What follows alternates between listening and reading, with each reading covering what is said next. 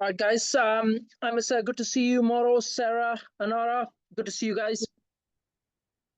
All Thank you. right. So I hope you have a notepad, a pen and paper, something ready to take notes. Okay. Mm-hmm. I will cover as much detail as you would like me to. The most important one is planning gain because there is so much detail in that. There's no way I can cover it in one session. It'll probably take 100 sessions. Okay. That's how much detail planning gain has. However, I will cover as much as I can today. Okay. But we'll start with, from my understanding, a lot of members want to focus on cash flow. Purely reason is planning gain can take a long time. Okay. So, but it does bring decent lump sums. So I will cover very quickly, as much as I can, the cash flow strategies that we work on, and then we will jump on planning gain. Okay. When it comes to cash flow strategies, here is something that I may not have shared previously. Okay. So I met someone through someone who sold his agency in London for I think it was 1.6 million. Okay. He had 3 branches. He wasn't necessarily doing well. He was just about doing average business for London. And he walked away, and then eventually he took that money and started investing into, developments and BRR. Okay. But he ran an agency for well over 10 years, right? When I say agency, like 3 branches. So he ran agencies for over 10 years and then realized that there's more money in developments and planning gain, rather than running an agency.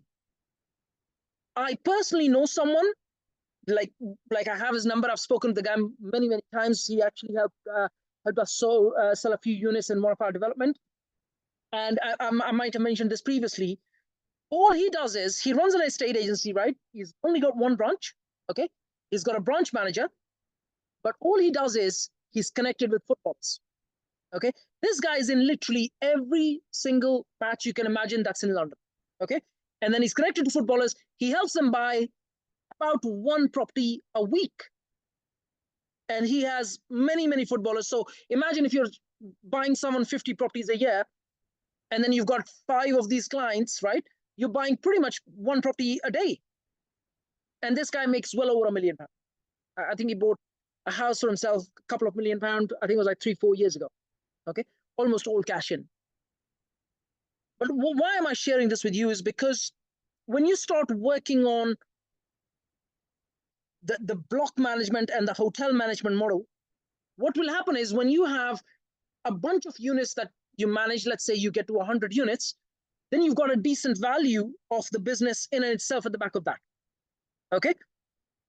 And I'm going to be sharing the agreements very soon. There's going to be a small tweak in the agreements that I'm going to share in the next month or so, which will mention, what will happen to the businesses going forward as well. Okay. But here is the interesting bit. Okay. I have met so many people who runs agencies, right? And they struggle to scale. The reason they struggle to scale is because in itself it's a difficult business. Okay. Unless you have a criteria that allows you the freedom. Okay. Most agencies, when you look at them, they're taking on single units. They've got 50, 100 units that they manage, and they don't want to necessarily hire more people to be able to scale and so on and so forth, right? I know people who have 1,300 units they manage. I also know someone who manages, I think, roughly like 300 rent-to-rents. I also know another person who manages 500 rent-to-rent units. Most of these people struggle. Okay, and that's because the criteria does not allow them the freedom. Purely because if you're managing single units, it's just a very difficult thing to do. Okay, not a lot of money to be made. Anything that you put extra work into, you're not going to make extra money for it. But when you work on the criteria that we have, not just that you make extra money for the effort that you might put in. So imagine, I always say, you'd make 500 a unit per month, right? From a block management. You can make a lot more if you put more effort in. But that does not get passed on to the landlord. Okay, it gets passed on to you as in profits. Also, when you look at a hotel, you pay X amount of rent to the landlord, but then anything over and above that you put effort for, you make those profits, not the landlord. Okay, so then it goes down to how good you are at marketing and sales. Okay, here is something I learned a very, very long time ago, and I use it in every single bit of my communication. Never ever give the price, irrespective of what you're selling. Once you give the price, now it's not in your hand. The customer can just walk away. Okay, give the price when you clearly know their budget. You clearly know their expectations. Okay, so when someone would ask me for a room, I would always say, what's your budget? Okay, and if they give me a really low number, I'll tell them, look, we don't have nothing in that budget. And then in most cases, their reply is, tell me the rooms that you have as in prices that you have. Because then perceptively, the value of our room is more than what he's thinking. So when you look at the room, say, well, these are good rooms. Okay, hopefully you'll present them well. And then he's thinking, okay, I'm getting something superior in value. Does that make sense? Okay, so never ever give a price unless you know expectations in the first place. Okay, going back to marketing, I've run multiple ads on Facebook, which is Facebook plus Instagram, for hotel rooms, to fill the hotel rooms. I remember one of the ads that I ran, immediately as soon as I went live with the ad, someone came in and wrote a racist comment. And here is something that you want to always keep in mind. Please write this down. Okay, someone wrote a racist comment because somehow he managed to go and check on me and found out that I am not British or English. Not British, as in he found out that I'm not English. British is just having a British passport, right? So he found out, and then he wrote some racist comments. And then instead of deleting his comments or discouraging them, I actually put a bit more fuel into it. Okay? And guess what happened? That post went so viral. I think I picked up £3,600 worth of business from £100 worth of ad. Raise your hand if you know what I'm talking about. Nice okay? one. Okay, that is 3,600 times of whatever the return, 36 times the return on the money, right? Not 36%, 36 times return on money invested in marketing. Okay, I do that every single time when someone posts something negative. I'd actually not discourage it. I would actually not necessarily encourage, but more like, make it more controversial. Okay, whichever way you want to look at it, the only marketing that works is something that's outrageous, something that's controversial. Okay, just slow down and observe all the marketing that you see of the movies, all the marketing that you see of the products, all the marketing that you see, there's always a story behind it. Everything is created. Literally everything that you get to see about a celebrity, about a product, is someone sitting down behind the scene and creating a story or creating a controversy, and there's very little reality to it. Okay, Jack, so just be aware of that. Yes, Moro, go ahead. no, Jack, I'm just gonna agree with you because I saw a post about a guy called Samuel Leeds. I'm sure you Oh, You yeah, know, he is probably one of the most controversial. Yes. yeah, exactly, Jack. And Jack, I'm sure you saw the one where he um, used a chainsaw to chainsaw a door. You know, he literally, Jack. I've not seen that, but okay. No, Jack, but it's just to prove your point, Jack. What he did, Jack, is basically to give some context. The property that he was talking about was one of his Airbnb properties. Yes. But because, Jack, of what you're saying about the controversy working is a boss from a marketing, what he did, Jack, is he had an idea. Because he needed to change the door, Hmm. anyway, what he did, Jack, is he put a post online to say, tenants, my guest, not tenants, my guest hasn't paid the rent, so he needs to get out. So then Jack, he gets a chainsaw and literally chops the door in half. Yeah, literally. Yeah, to And make it more controversial. Yes. exactly, Jack. And that post, Jack, got him an interview with a guy who used to be an ex-journalist. So it's just to prove your point, Yeah. where by doing something crazy and controversial, it Yeah. went crazy on LinkedIn. It went crazy. Yeah. Okay. Note this down. This is very, very important. You will never ever scale a business on logic. Write this down. You will never ever scale a business on being objective or logical. Most people are not objective and logical. Okay? They are emotional, they are impulsive. And that's the kind of content you want to give them. Okay? Yes, you want to bring objectivity as well into the picture, because without no objectivity, you're not going to be able to create or sustain a business as well. But just be aware that you're not going to scale or build a business on being very objective.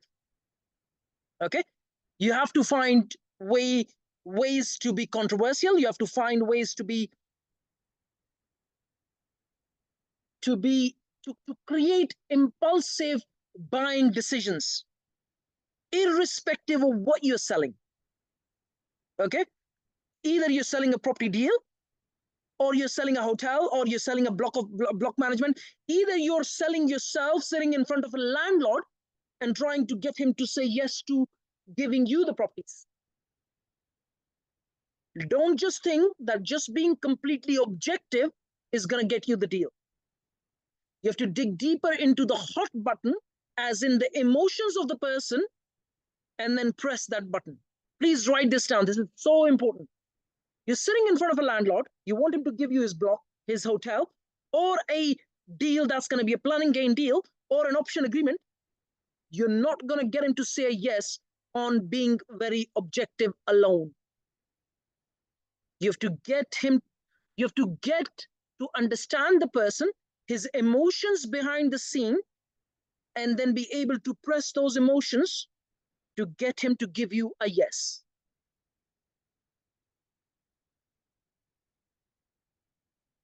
Please raise your hand if you know what I'm talking about. And emotional buttons or emotional points are normally someone's health, someone's relationships, their age. What are they struggling and frustrated with? What is their challenges? And now I'm going to come back to the questions part. Just give me a few minutes, okay? What are the aspirations? Those are the emotional points. Maybe they want to travel and they're stuck with the business they can't do anything with. Maybe they're ill and they don't know what to do with the business. Maybe they have relationship issues with their, you know, wife, husband, siblings, parents, whosoever, right? You want to find out what their emotional reason is for what they are sitting in front of you. Okay? It's unbelievably, like, I cannot express in words how important it is to understand that you're never going to get a yes from someone unless you understand their emotional reason behind it. Purely because we are emotional beings and we take decisions based on emotions while we try to prove them with logic.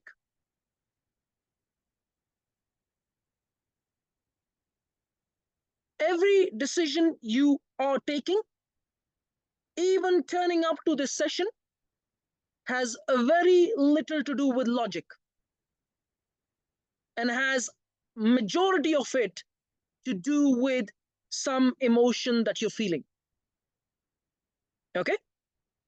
And that is every single decision that any human being would make on the planet. Okay? Going back to the two strategies of cash flow. Block management is straightforward. Okay? All you will need is someone who's building a block and doesn't want to manage and doesn't want to sell as yet. That is our customer. That is our potential customer. Okay? Or client. And once we get a yes, it's about making sure that you have the highest occupancy and being able to achieve the highest prices for your rooms. Here is something that I learned along the way in my journey is every Tom, Dick, and Harry can sell the cheapest product on the planet. It takes a genius to sell the same product at a premium. Okay? Write this down. It's important. Anyone on the planet can sell the cheapest product in the world. Right? It's being able to sell the same product at a premium is when you become genius. Okay? So imagine you have a block and you're selling the rooms. Okay? Remember, everything is just purely presentation. Reality has very little to do with presentation. So the better presentation you have for your rooms, the higher prices you will fetch. The more contacts you have in your local region, the higher occupancy you will have. Okay? So imagine if, let's say, there's 500 developments going on in your region. Okay? And you know every single one of those developers. And there are builders, there are laborers, there's plumbers, there's electricians, brickies, and you name it. The whole team is there living in that region. And they may not be from the town. They normally live in rent-to-rent places. Okay? Either a nightly rate, either a weekly rate, either a monthly rate. It doesn't really matter. Remember, in block management and hotel management, you've got a set amount of expenses on your head. And the more you have filled rooms, the more profitable you will be. Okay? So I have given rooms for as little as £15 a night. Purely because it's a dead period. Someone turns up, it's a single room, says, I'll give you £100 a week. I'll take it. Okay? Because even after their expenses of electricity, gas, and everything else that you might think about, I'm still going to walk away with £50, £60. That will pay the bills. Okay? I have given a shitty room, like a really low end on a scale of 1 to 10, a 3 room for £200 a night. Okay? That's because I understand supply and demand in the region. Okay? Everything that you will look at on booking.com, when you get to that point and you have a booking.com account, you can check all the data, you can check all the information, you can check everything. And then the more you play with booking.com features, the more you will realize that you can make more money. They have weekly rates, they have monthly rates, they have, you name it, and they would have some sort of feature that would allow you to fill more rooms and have a higher occupancy. Okay, if you can comprehend, booking.com already has it. Okay, and remember, booking.com is very, very dominant in UK. Okay, so understanding booking.com features is key. I can show you the most smallest feature that they have. I have checked it or I've used it. Okay, so when you get to that point and you're saying, okay, how do I understand booking.com in more depth? I can actually do a full session sharing with you the intricate details of booking.com. Okay. Expedia owns 200 channels. Even then, we get very few bookings from them. Okay. And then you have Airbnb. I have used Airbnb like as a hotelier, but I'm not as inclined towards it. I do know many people who book completely all of their properties just from Airbnb. So it is a very, very effective tool to use. I would say use all of them, depending on where you are and the level of your service. Just use all of them. Okay. Yeah, quick question. Just a very quick question. Based on that, Jack, isn't it better to use a channel manager? Because that way you you have to use a channel manager. You can't run a block or a hotel without a channel manager. It's impossible. Even if you have 5 rooms, okay, you can't still run a hotel or a block without a channel manager. You'll go mad. Yeah. Okay. No, Jack, I know, Jack, because I have a friend who, and forgive me, Jack, for cutting that. I don't mean to. No, it's okay. Jack started first in managing it himself, you know, no channel manager. He quickly found, Jack, that within 4 weeks he was having problems because he forgot that in the other systems he already accepted money from other people. See, the biggest challenge is someone is going to make a booking. He's going to come back and change the timing, the dates or whatever, and then to be able to keep a track of that is just madness. Yeah. Okay. Yeah. So you gotta have a channel manager in place. Okay. Yeah. Okay. So if I was to just look at the journey of blocks, I've shared with you when you are speaking with landlords that you want to understand their emotional reason for giving you the management or to whosoever they want to give the management. And then that will allow you to get a yes from them. When you do get it, even when you're selling rooms, that you are trying to understand why are they booking a room for a month? Okay, if they're inquiring for a month or more, why are they doing that? Are they working locally? Why are they working locally? Why aren't they working in their local region? Ask all of these questions. Don't hesitate. Okay? Because that will allow you to fill your rooms faster, more and more. Also, when you get a booking from booking.com or Airbnb or Expedia or whatever, whichever channels you use, make sure when they turn up and you give them a key, that's your manager's job, that you take their name and number. And then you use their name, number, and even potentially an email, so that in future they don't go to booking.com, they book directly with you. Okay, because remember, you are paying anywhere between 15 to 20% to these channels. That is your bottom line profit. Okay, imagine in a single block you've got 9 units. Let's say each of those units you sell it for 100 a night, that's 900 a night, or let's say 10 units as 1,000 a night. 1,000 a night times 30 days, that's £30,000 worth of business. And if all of that comes from booking.com, you are going to pay 15% as a bare minimum. That's 4,500 a month to booking.com alone. Okay, so you want to make sure that when they turn up to the property, that they don't go back to booking.com or Expedia or any of these channels, that they book directly with you the next time. Okay, because if they go back to booking.com, you've just lost yourself 15%. Okay, and then another thing that I did along the lines was I collected all the numbers and names, and I created WhatsApp broadcast lists of those people, and then I used to send them regular messages. Okay, and they would book directly with me just through WhatsApp. Okay, and then you can do that with emails, you can do that with WhatsApp messages, you can do that with even text messages. Okay, I am in the middle of setting up our text messages system. We have the email one, we have the WhatsApp one. The only one that we don't have is the text, and then we are setting up as we speak, because our email management system allows us for text in the same price that we are already paying.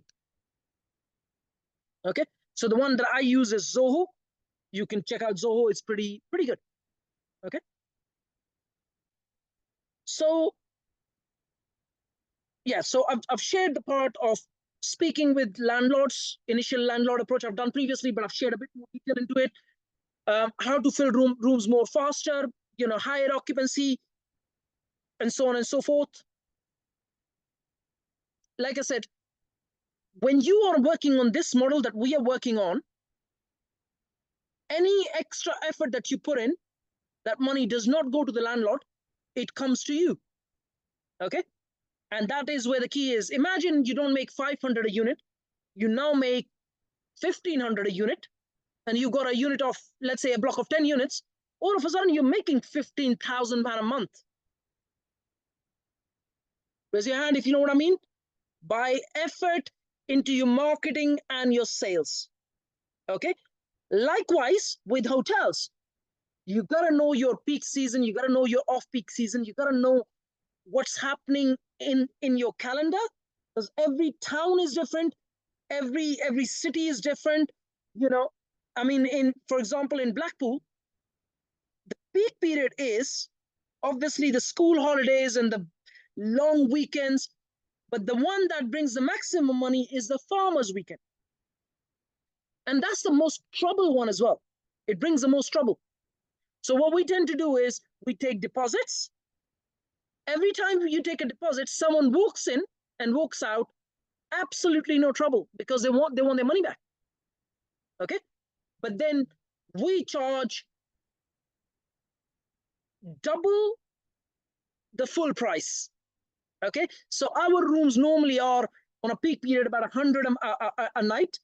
At that time, we charge anywhere between 200 to 250 a night. Okay? So you got to know your calendar of literally the 365 days of the year. Okay? And the more you know, the more money you will make.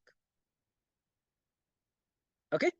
Again, if you have 500 developers in the local region, every single one of them must know who you are and that you provide rooms.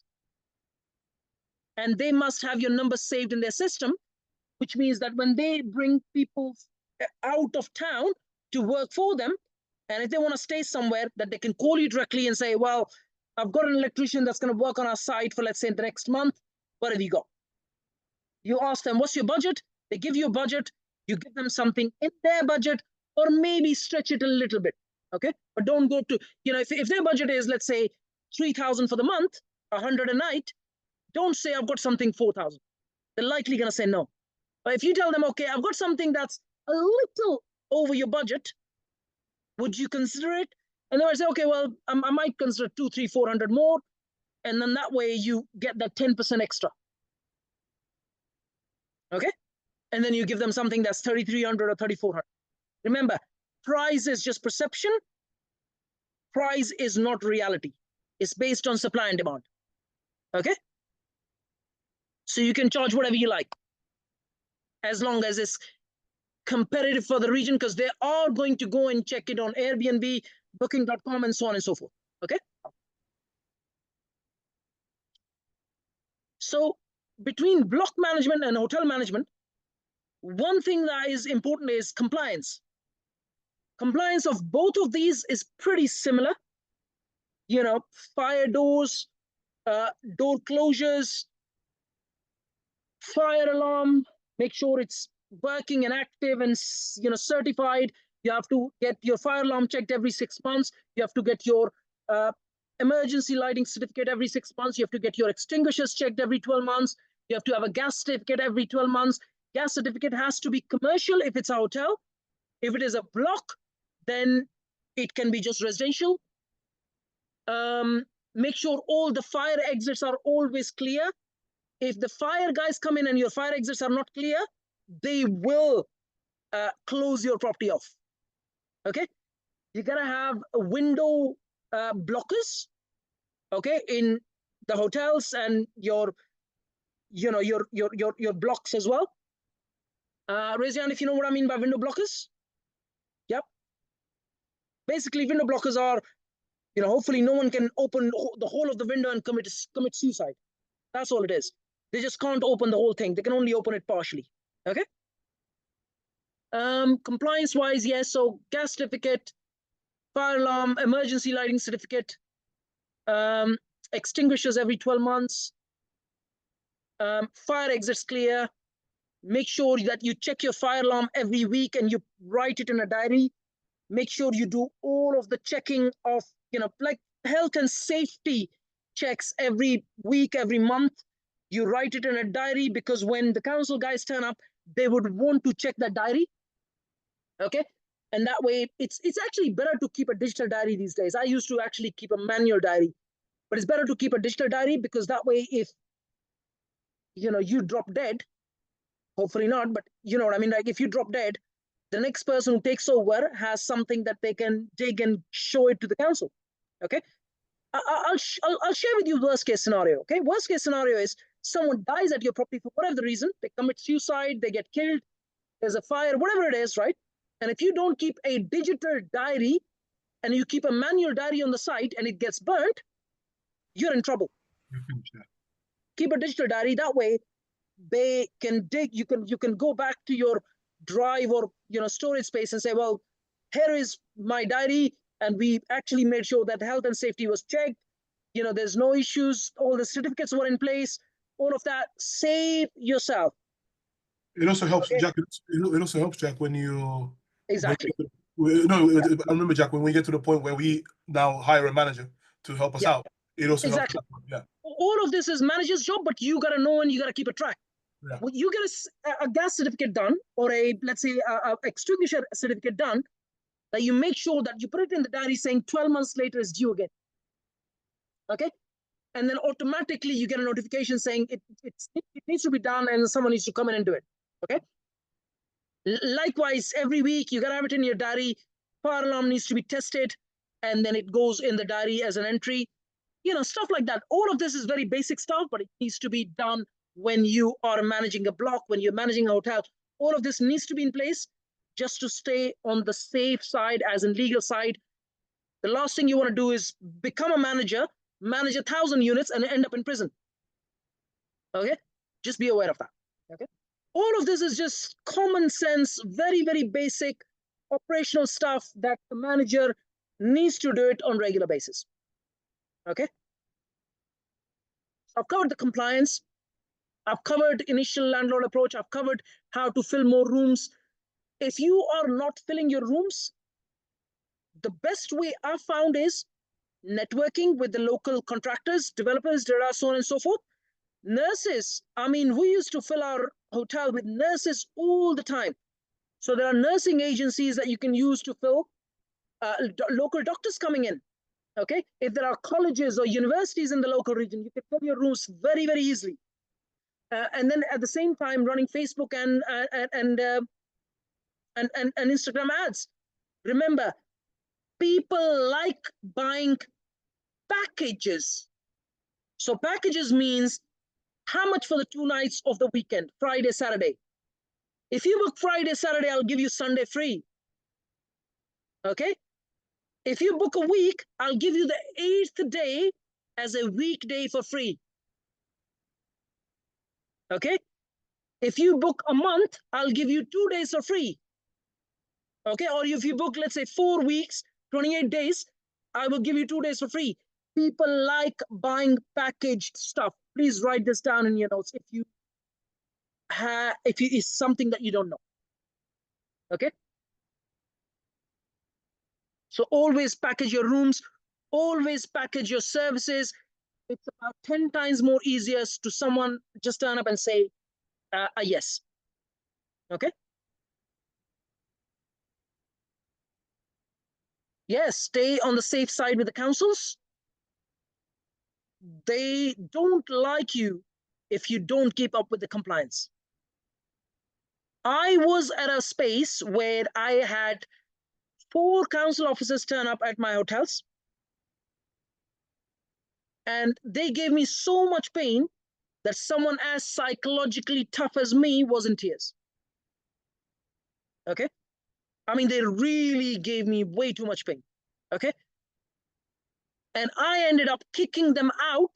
Imagine council officers kicked out by me. I kicked them out. And the reason I did that, and I actually switched my recording device, I said, you are sharing your opinions and I'm going to record it. So when I take you to court, that I can show a judge that you're not being objective, you're just being subjective. Okay? I kicked them out. They came back 28 days later. I did all the work that was that was in the rules in black and white, and then I ignored everything that they shared their opinion about.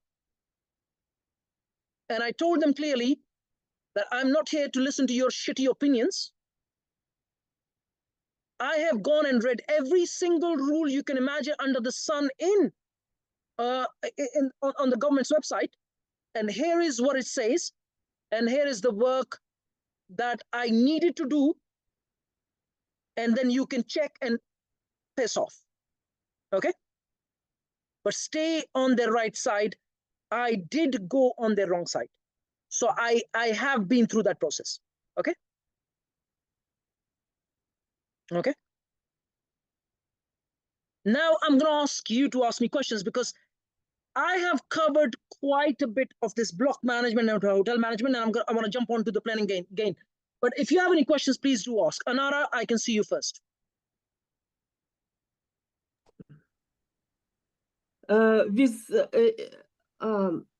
With block management, I told you about 2 months ago, I checked council's website, and they told for Airbnb, if you want to rent out rooms or flats, you have to have planning permission, and they confirm. I know that, yes, so that's basic, yes. Yes, Remember, I think that could be a problem, because it could be a lot of objections. Okay, so let's start with changing the word from a problem to a challenge. Okay. If you call something a problem, it's a problem. It's a challenge. Yes, these days, a lot of councils are saying you got to have planning permission in place to be able to use something as a holiday let, but that permission isn't your problem. The developer is supposed to apply for that and get you planning permission. It's not something to deal with. No. Okay. You go start sitting on getting planning permission, you'll end up spending tens of thousands, wasting all of your time in the process, and there's no guarantee at the back of that when you do get planning permission that he's going to let you manage.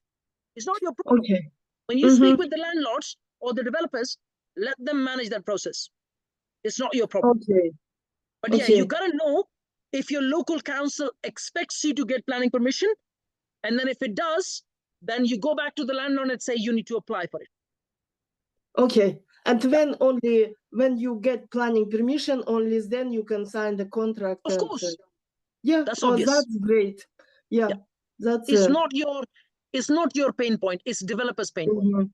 But developer can say, no, I'm not going to do that. Developer can say, well, look, there is negotiation tactics. Okay. Okay. If you tell them you get planning permission, you give me your blocks for, let's say, 3 years, I'll give you 2% extra rent.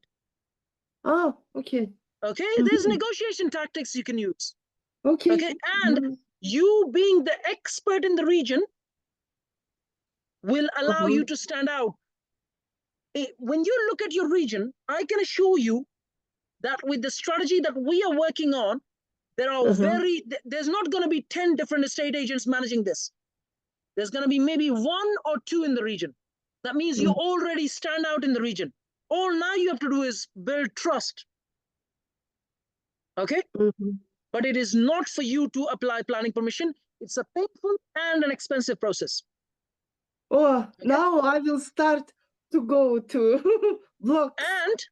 But if you are a developer, it is you. If you start to develop and you want to give it to someone else to manage, now it's your problem to make sure that you get planning permission. Okay. Especially if you want to hold on to the asset. Okay. Oh, that's great. Yeah, thank you. Okay. Yeah. Also, the 90-day rule on Airbnb. Yeah. The easy way out is very, very simple. Direct bookings. 90 days on Airbnb, then you can change to booking.com, then you can change to... Yeah, that's one thing. But at the same time, they are getting more strict. That means that you need to be depending more on direct bookings. Yeah. Direct bookings. While these 90 days, you can start to work. That is right, yes. Direct bookings. Any more questions, Anara? Jack, just a quick one. Just a very quick one. Does that work also with hotels, the 90 days? Yes, No. With hotels, that's not the case. Okay. That's Okay. only with Mhm. more like the residential use of short term. Yeah. Okay, I understand. Yeah. Okay, no, here is another one on the hotel side. You can't Mhm. have anyone live at the hotel for more than 90 days. Ah. So, But here is the gray part of it. The gray part of it is, as long as you take a driving license with a address proof, and if they stay at your hotel for more than 90 days, for the 90-day period, take money on account. The rest of the time you take cash, no one is going to come and check. but from another side, they can like come out for 1 day and then come back. That is another one, yes. Yeah. So they can leave for 1 day and then come back the next day, and then they Yeah. can stay for another 90 days. So, and we Remember, start from 0 point. that is Yeah. right. But then here is the tricky bit. Unless you don't have their address proof, as in they're not using the hotel as their address proof, then you're on the safe side. If they start using your hotel as their address proof, then you're in trouble. Okay. Waiting. Hotel for address proof. Hotel for In Let other me share words, something very interesting with you. proof. And 90 days. Let me come back to you, Moro.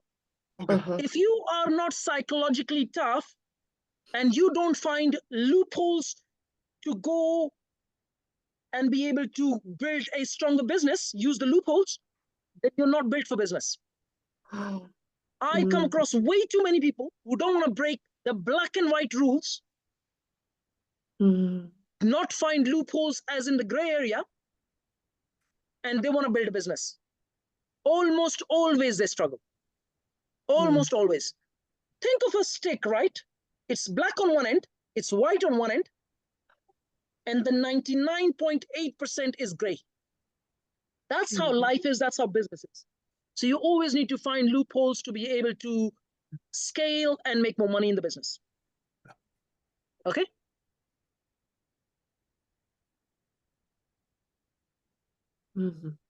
I've had times when I've moved people from one hotel to the other, and to my next one, and to my next one, and then back onto my first one. As long as I have their driving license with address proof of somewhere else. Okay, I've done it all. I've done it many, many times. Okay. Okay, Moro, you had a question? No, Jack, you said what I was going to say. In other words, Jack, you have to be aware of everything going on, manage it well, so that you can find the loopholes and all these things. That is right. You said it. You said it. Yeah, you said it. Like I said, as long as you take money on 90 days on account, and then after that you take cash, there's nothing to prove. You can move them from one hotel to the other. You can take a break of one single day, not take the payment, just give them one single day free, and then start taking payments again. There's all sorts of ways to go over the rules and be able to make money. Okay. Yeah. Okay. I can see next one on the list. Grace, do you have any questions? No, that's all. Okay. Emma, sir, do you have any questions? No, all clear. All clear. Sarah, do you have any questions?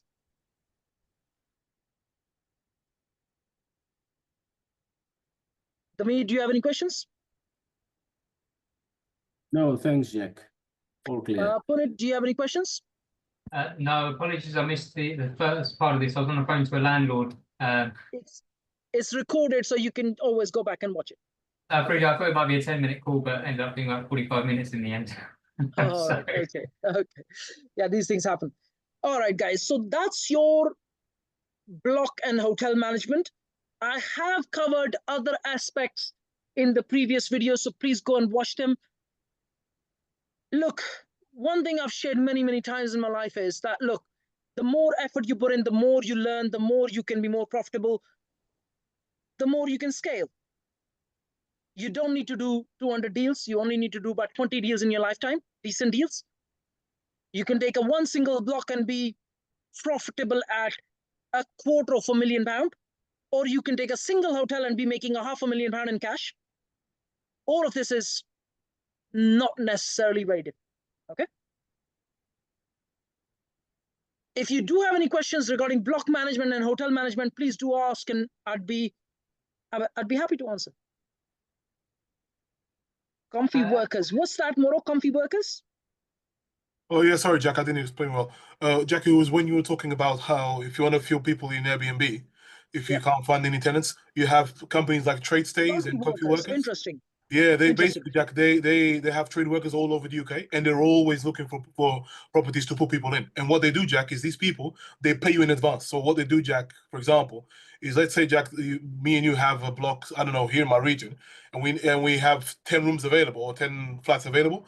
They'll come to us, Jack, and say, right, I've got 10 people or 20 people that need to be placed for six months, and I'll pay you for the whole 6 months now. That's what they do. That's very interesting. Thank you for sharing that. No worries. Just spare room is another one that is very, very strong. Yeah. Another website, Jack, is TradeStays as well. Tradestays.com. Tradestays.com. Tradestays.com. Yeah, trade as in trade workers. Tradestays. STAY.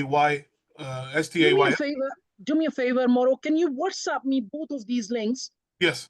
Share it in the main franchise group, and what I'll do is I'll save it on my end, and everyone can save it as well. Yes. Tradestays I have heard of. Comfy workers I'd not heard of, so thank you for sharing that. It's the same thing as Tradestays, Jack. It's just another company. Comfy workers Okay. are quite good. Jack, Yes. the problem with these two people is very, there's so many people there, they will outbid, most of them outbid your price. Unless you can take a price fall, it's not that straightforward. Grace, I don't know when you joined this. I shared with you a way to be able to get a good price for your rooms. Okay. So if you've not watched it, I don't know when you joined, so you can go back. But again, remember, it's still a competitive market, as in when you're selling rooms. It's still a competitive market. So you do have to match your price with, Airbnb, Booking.com, Expedia and Hotels.com and, TripAdvisor and so on. You always have to match. I mean, come on. If they look at your pictures, what I mean, Jack, is you might not, because they don't show you the price of other people. Yeah. So it's a blind price. You understand what I mean? I've not checked these two platforms. Yeah, they don't show you the price that other people have given. So it's very difficult for you to actually know if you actually match the price or not.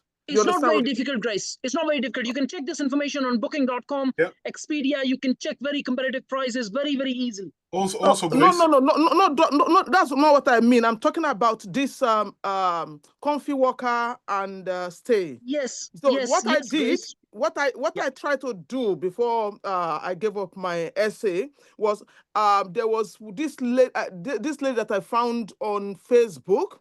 She's also part of Comfy Worker. So I messaged her directly. Yes. You understand? Because if you don't do that, it's going to be really difficult for you to know what price they've got at hand. So I messaged her directly, and she tried to. So the negotiation is, she lets me know. She gives me the expo on the price that they've already got, so I can be able to beat it. Because if I try to beat it blindly, I won't know what other price they've got from other people. You understand what I mean? I know what you mean. Another thing as well, Jack, that I know a guy who currently does essay. What he does, Jack, is Jack is more businessy, more cold cally. What he does, Jack, is every 2 weeks he calls them and he says, look, I've still got properties, XYZ. What prices are you looking for? What areas are you looking for? And the reason he does that, Jack, is for two reasons. One, like you're saying, Jack, build trust so that they know who this person is. And two, he's always, Jack, prospecting. That's the way he sees it. He's always prospecting. So, and Jack, by doing this, he's had people from Comfy Workers who booked him, Jack, for 3 months, 7 months, 9 months, 4 months. And in one of his properties, Jack, they're always full because of Comfy Workers. Because this is how he does it. He proactively calls him. Because if everyone goes on the website, they'll see a place where it has a name and everything. Don't fill that out. He told me, call them. Just call them. Speak to them. Always speak to someone. Because if you speak to someone, what they'll do is they'll try to push you off the phone. Be persistent. Just stay with them and say, look, I've got something. If you're looking for something in the area, I'm your guy. I'm your person. But keep doing that. And if you keep calling enough, they'll notice you, and then all of a sudden, like Jake, just like Grace mentioned, they'll know you by name, and they'll go, "Oh, hey, Jack, hi, yeah, you've been calling us. Okay, we have this many people." So yeah. Sounds good. Sounds Yeah, good. it is relationship based. You know, they Yes. do that to their favorite people, basically. Yes, yes, it is. Yeah, And absolutely. especially the people that they've already worked with for a long time, and Yeah. they just just shift it to them real quick. Really. Exactly. Exactly. Mhm. Remember, this is not your job. It is manager's job. You go and teach them, and you just keep a track. Yeah. Yeah. Okay. All of this is not very difficult. Okay. Like I said, what I used to do was, because I knew my region, and the maximum number of workers that would come in that region was 8 nurses. So I used to call up the nursing agencies in the region, and they would book with me all the time.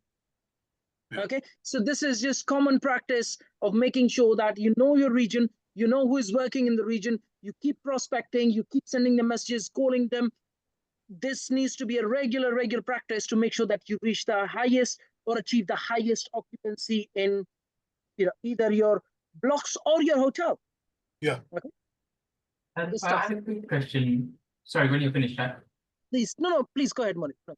I apologies if you covered this earlier, then let me know. But one thing I was a little bit unclear on previously was I spoke to a couple of hotels, but they were named, it was a brand of hotel that they I don't know if it's a management service that they manage hotels around the UK. Now I wasn't sure of some of the structures. I understand, you know, let's say for example, I could buy a hotel, I could run it myself. I'm the owner, the operator, etc. Lock, stock, and barrel to me. But I suppose I could also maybe lease a hotel from somebody, and then have someone else manage it for me. Is that right? I'm just trying to understand what sort of structure there could be, so that when I speak to a hotel, I can, and they start talking to me, I can quickly try and understand where they fit in this whole thing. So yes. So let me share that with you. Sure. So either they can be the landlord, as in the freeholder, they can be a leaseholder. Okay. Very few leases allow subletting. Okay, I have not come across one that allows subletting. So if you see a lease in place, or let's say when you speak with the decision maker that you may potentially find online, or when you contact them, you want to find out if they are the freeholders or the leaseholders. Okay. Do not hesitate if they're just the leaseholders, because they might want to sell the lease, or they're just now tired and want to pass on the lease, or maybe their lease is due and the landlord is just not going to renew it. Okay. Likewise, obviously, if it's a landlord or the freeholder that they're tired and they want someone else to manage, and so on and so forth. So yes, you want to find out what is it that they have, and then there's short leases, and then there's long leases, and there's corporate leases, and there's registered leases. You need to understand all of them. Okay, if it's a lease that's 7 years or longer, that's normally going to be a registered lease. Okay, it gets registered on the title. If it's less than 7 years, it doesn't actually get registered on the title. Okay, so yes, you need to know that information, if I may say so. Okay, and as a leaseholder, is it typical that as a leaseholder you may still get a third party to actually manage it for you? Is that a typical scenario as well, or would you as a leaseholder actually manage it? So are you saying after taking on the lease, you get someone else to manage? Yeah, I mean, is that you wouldn't do that, no? Okay, fine. No. So if there's a company name, if there's a hotel I'm talking to, it's a company, that have several hotels under their name. Yes. Yeah.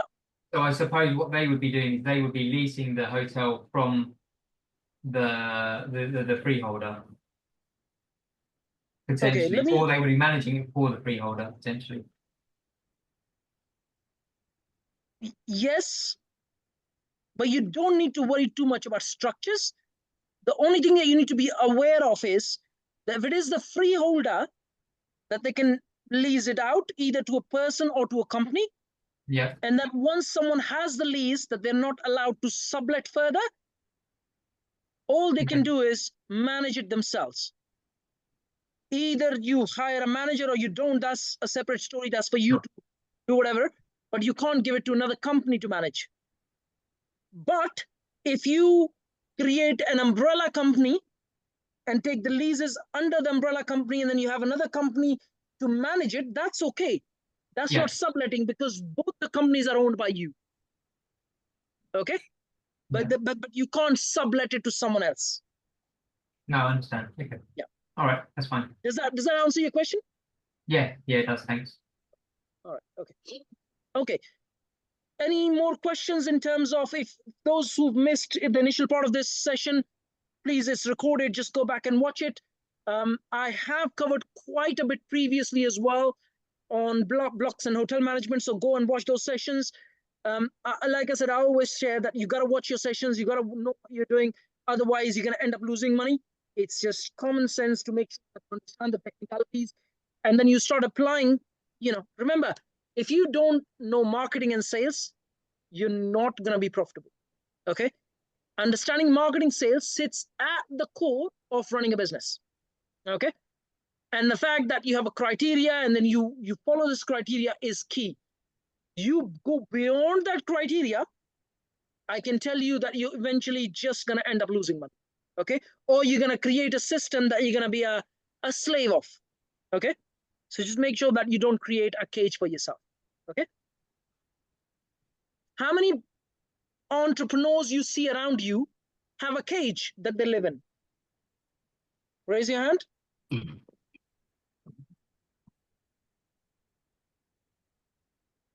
80% of businesses are not businesses. They have created another employment for themselves. And that's called being in the cage. And it's a cage they consciously created for themselves. That's 80% of the businesses. Don't fall in that trap. Okay? If you follow the criteria, you will do business. If you don't follow the criteria, you will create a cage for yourself. Okay? All right.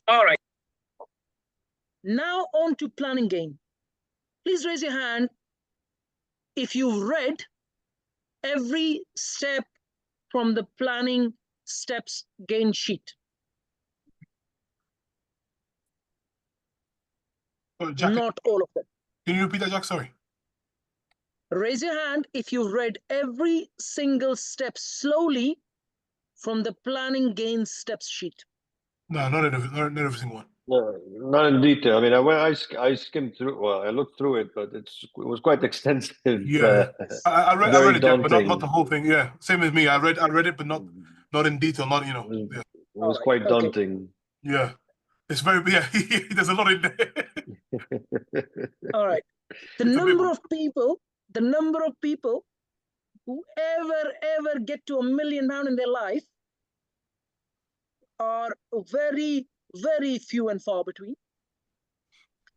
And the only ones who ever get there, well, at least most of them, are the ones who are detailed. Please write this down. This is so important. I don't think anyone can teach you this unless you do it. Let's say you're signing a lease with a landlord. The lease is 100 pages. You look at it and you think, I don't want to read this. And you don't read it. I can assure you, you will end up in more trouble than you can imagine.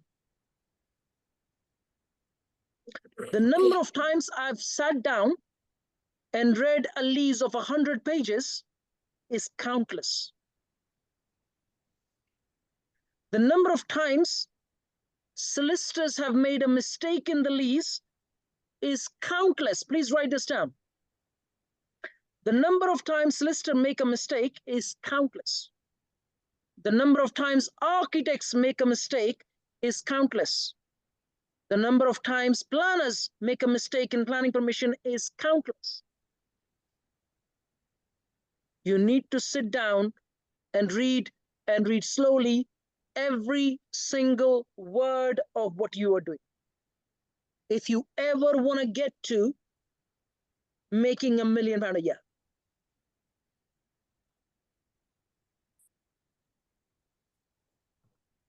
Observe, I'm speaking slowly. Why am I doing that? Because the next time you sit down and read a lease or some sort of legal document, that you read it slowly, you don't skim through. If you don't believe me, go to the PN's website and read the terms and conditions. Every single word has been adapted from a downloaded agreement, but every single word has been adapted. I've sat down and read all those terms and conditions and adapted them according to our company. Okay? And I do that with every document that I read. So if you send me a deal, and if it is not detailed, expect my response of, I need more detail. I need you to dig deeper. Okay? I need everyone, please, to go back to the steps sheet and read it slowly and make notes besides it for yourself to which one is common sense, which one you don't understand, and which one have you Googled to make sure you do start to understand first. And if then there is something that you still don't understand, that you come and ask me. Would it take you a single day? Yes, a full day.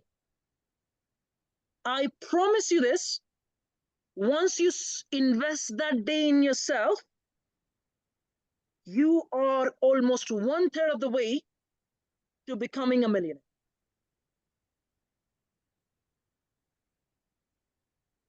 Would you like me to repeat this for everyone, or you heard it loud and clear? Loud and clear. Jack? Yes. I heard it loud and clear, but what sheet are you talking about? Do you mean the one you sent to us on the spreadsheets, or which one? Moro, do me a favor, forward the same spreadsheet again in the group so everyone can see it again. Appreciate that. Thank you. I can do it. Okay, let me share something very interesting with you, okay? Okay, so have you heard about the experiment when the kids were put in a room, they were given, what was it, the marshmallows, right? Marshmallow test. I think it's called the marshmallow test, right? They were left candy, marshmallows in front of them, and they were told, we're going to come back in an hour, and if you don't eat the marshmallow, we'll give you 2. Okay? And those who didn't, eventually they followed their journey and became more successful because they had a stronger emotional intelligence in comparison to the ones who picked up the marshmallow and ate it there and then. Please raise your hand if you've heard of this. There was the experiment done. Raise your hand if you've heard of it. I think I heard of it. Okay. Okay, so basically all it is kid was put in a room. He was given a marshmallow on the table. And said, if you don't eat this marshmallow for the next 1 hour, you will get 2. And those who ate it within an hour, and those who waited after an hour and got another one, their life journeys was followed, and those who didn't eat and got 2 were more successful than the ones who did. It goes back to creating a stronger emotional intelligence to be able to wait for the reward, and those people became more successful. Delaying instant gratification. Delayed gratification, yes, you can say that. Yeah. Okay.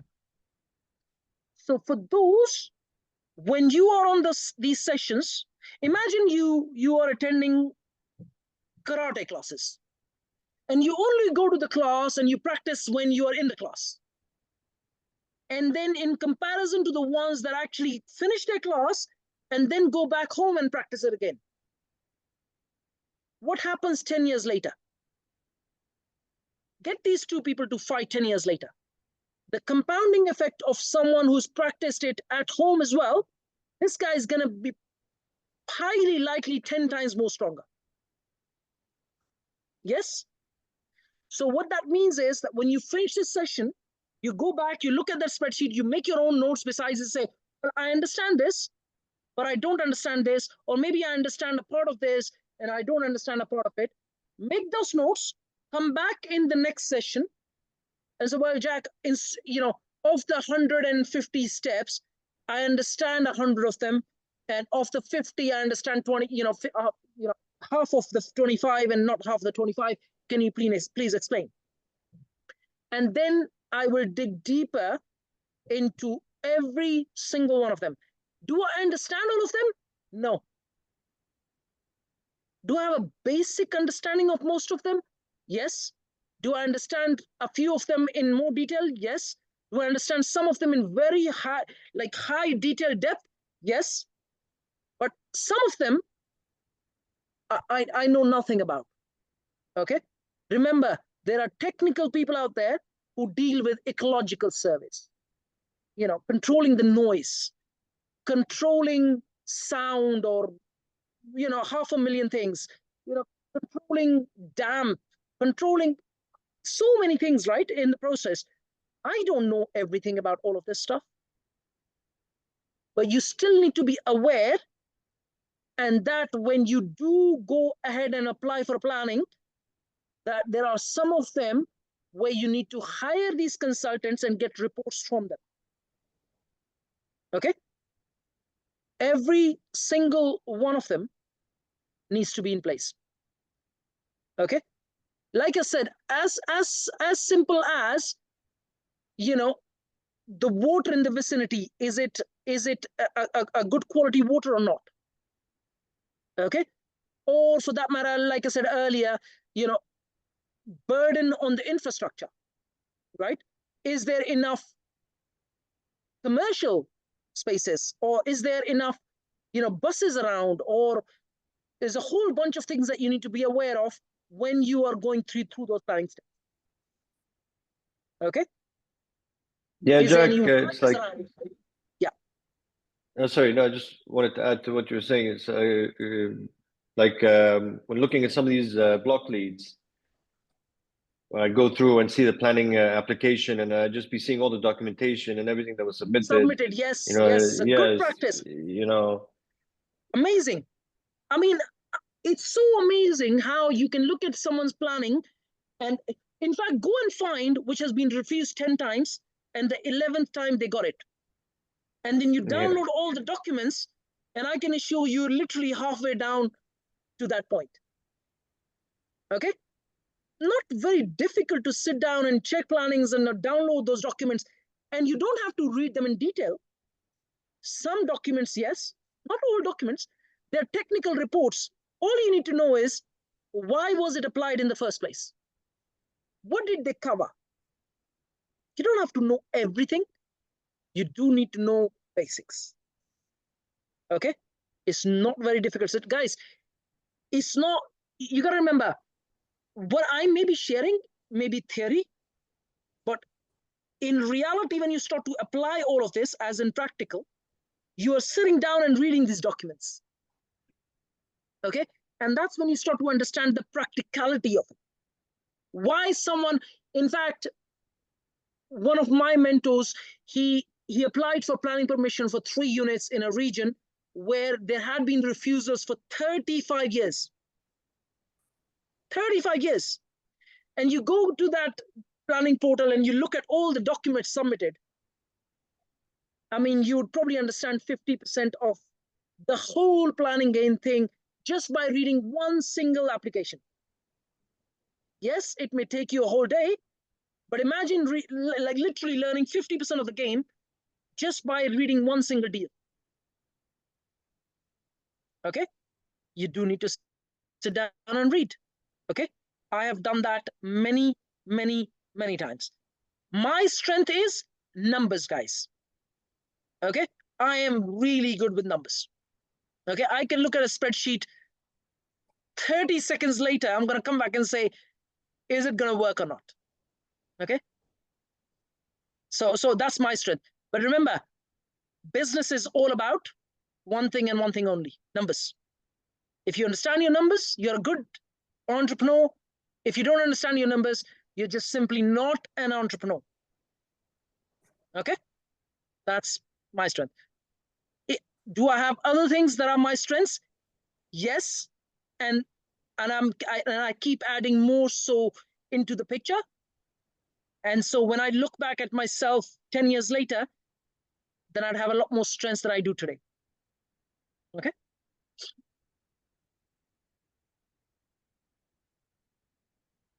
Open the spreadsheet of this planning gain steps and ask me maybe a few questions. I think I'm going to do another session. I'm going to request everyone to dig deeper into your sheets and then come back and we'll do a full session on just that. Just planning gain steps. Okay. But look at your spreadsheet and maybe ask me a couple of questions.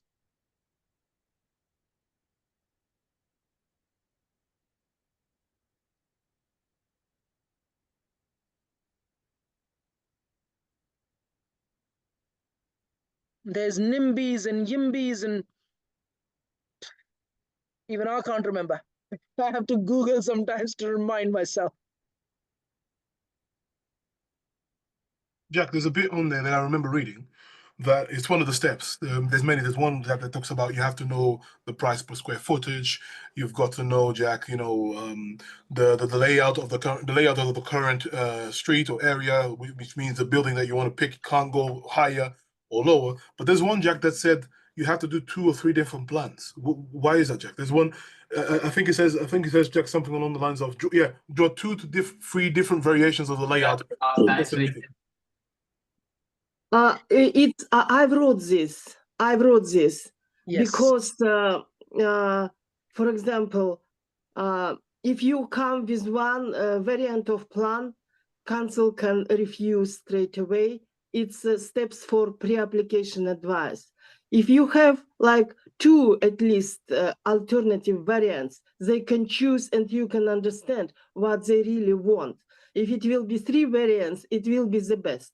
And then you can create the variant what is within requirements of planning department. Okay. It's always with any clients I had 2, 3 variants. I don't know how other architects, planners work, but I do a few variants, and then I can see what council wants and what client wants, because you have to combine wishes of clients and councils. Okay. Mm-hmm. Mm-hmm. Thank you for that, Anara. I will add something to it. Okay. Mm-hmm. You need to find the local planner with 100% success record first. Okay. Mm-hmm. That person would know most of what needs to be known with the local council officers' expectations. Because they understand expectations, that person will be the right person to ask this question if you would like us to submit more than one variant. Right. Okay? Mm-hmm. Do not decide this yourself. This is local planner's decision. Just go with his word. However, make sure that he has a 100% success record. I see. Do not go with one which doesn't. Can I add something? Because I work as a planning consultant in different places. It doesn't matter. I even went to Northern Ireland. I'm not talking about, because planners, they're like glued to one council. But I work with different councils and even went outside There you have the island. What I wanted to tell, it is much bigger pressure on me, because before I take the project, and then I have to read really thoroughly all policies and documents, and then I see what is relevant. I write separately, and then I prepare a statement, design and access statement. It was always pressure on me. That's why I'd rather to go to the direction which you talking to development, not working as a planner because it's stressful job, especially when I work in different councils. It depends on, yeah, I think the best way, yeah, it's work with local planner, but I work in different places. That's why I have hard experience. Yeah.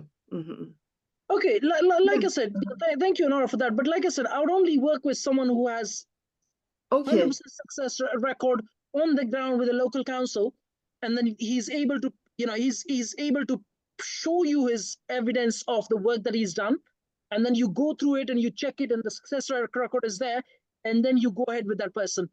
No point going with a newbie or someone who doesn't have a good track record. Okay, if we are talking about a successful rate, my success rate was 100% successful applications. Because if I see something going wrong, after pre-application advice, I can advise to client, no, there is no other ways, because we checked 3 variants. We discussed, I discussed with local authorities, and we cannot get it. Yeah, what it is, I'm truthful to client, and yeah, and but what I've done, I had 100% successful rates. Thank you, Nara. Any more questions, Mary?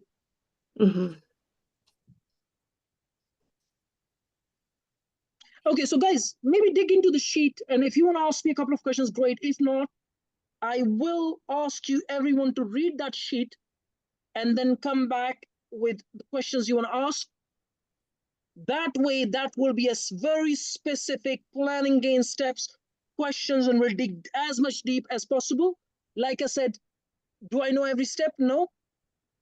How am I able to write this? Because I learned it from my mentor.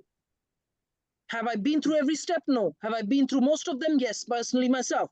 Like when I say been through, I've applied it on different projects myself. Okay. So some of it is just really basic and, consistent with every development deal you're going to do. Others may be more technical to specific sites. Ground contamination. Does the ground need underpinning? These are very, very basics. Looking at, the pipes under the, the land, or if there's any electric wires or any, foul pipes or water pipes or electric or even BT, wires or whatever. You have to check all of this stuff when you're looking at planning gain steps. Okay?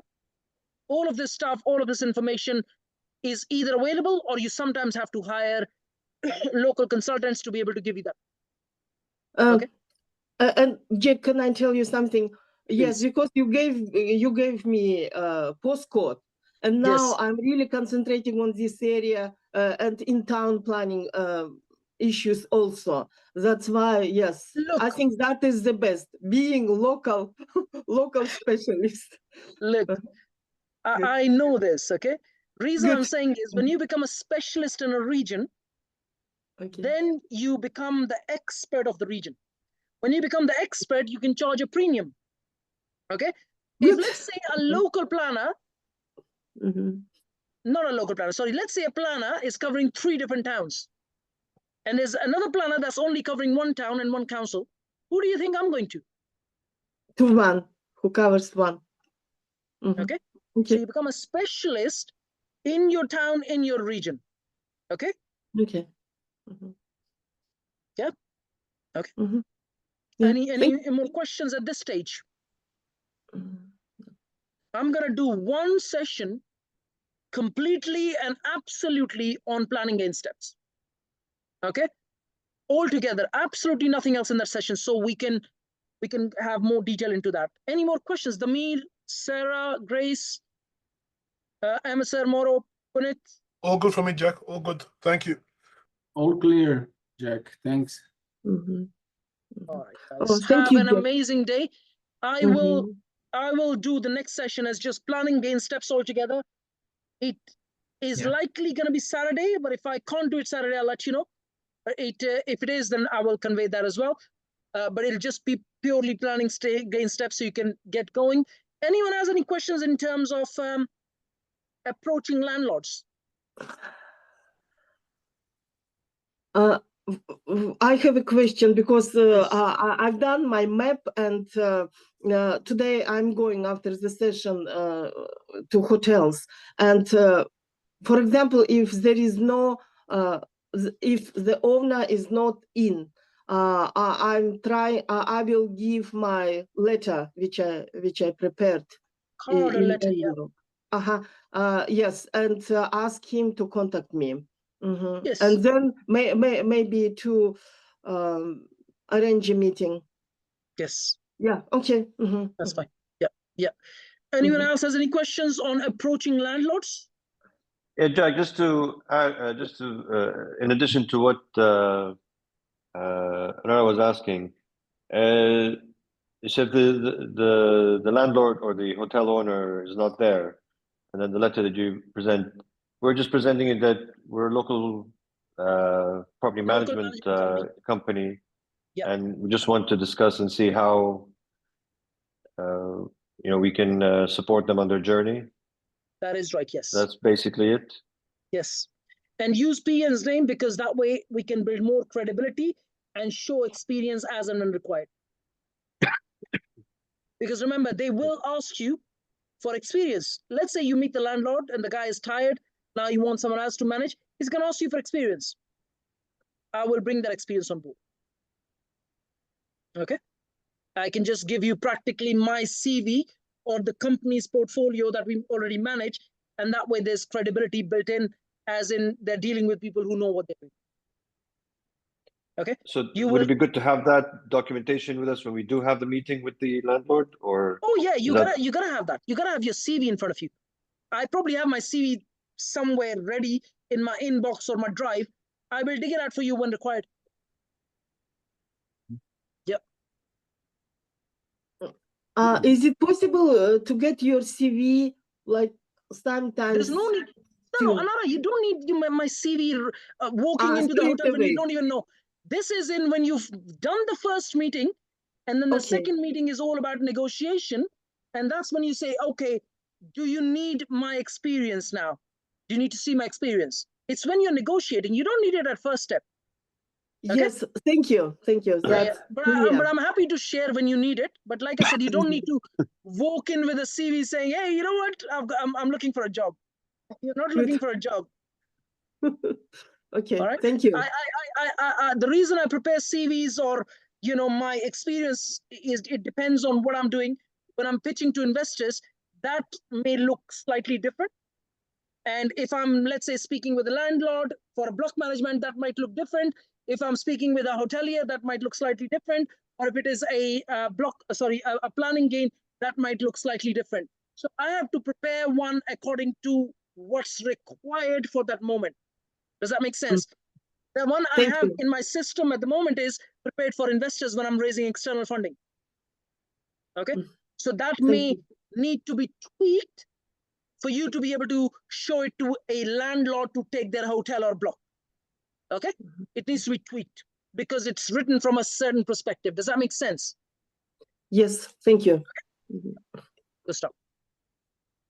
Any more questions? Good questions are coming, I must say. Good questions coming. Okay. Any more questions? So I was just wondering, do you have like a site where we could find all these landlords that want to sell their hotel, or or pass it on as a management? Sarah, your sheet is being prepared, and the last time I checked your sheet, let me just tell you how many leads you've already got generated. You are at hotel leads of 35, block leads none at the moment, and development leads none at the moment. But on hotel leads, you're already at 35. Okay, and what's the next? If you text me your email, I can give you access. Okay, and what's the next step from there? Contact them, trying to see the deal. That is right. Yes. Have you watched the session, which is initial landlord approach? No, I haven't. Okay. No. Moreover, do me a favor. Sorry, Moro, can you hear? Yeah, so I'm gonna ask Moro to share that. Okay. Moro, can you hear me? I think he's gone somewhere. Sarah, can you send me a WhatsApp message saying share the video, which is initial landlord approach, and then text me your email and I'll give you access to the sheet. Share the video. Okay. Fantastic, guys. Have an absolutely amazing day. And the next session is going to be all about planning gain steps. Okay? Excellent. Thank you. So Thank you much. very much. Take care, guys. Appreciate Take care. your Take care. help. All Take right, care. take care. Bye-bye. Bye, Jack.